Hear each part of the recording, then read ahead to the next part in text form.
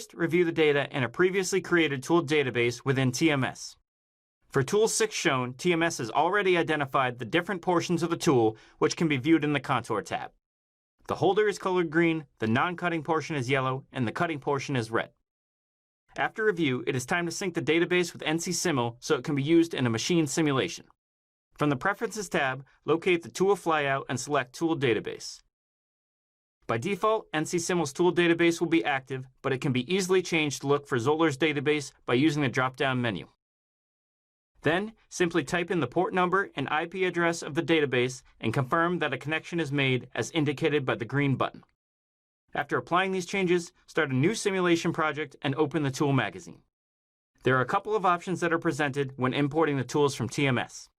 It is possible to bring in a single tool by using the Load Tool icon in the Tool Magazine ribbon.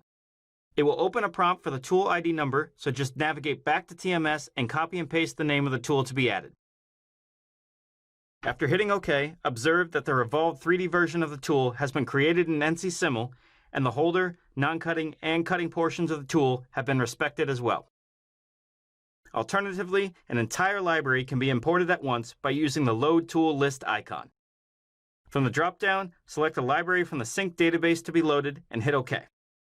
The interface will add the list of contained tools to the magazine in NC-Simul. By toggling through each tool's 3D preview, a plethora of information, including overall length, cutting length, and length under the spindle, can be easily accessed. And that is all it takes to synchronize the tool library between an already managed Zollner TMS database and NC-Simul, allowing for a proper simulation of the complete machine environment with the most accurate tool and holder models possible.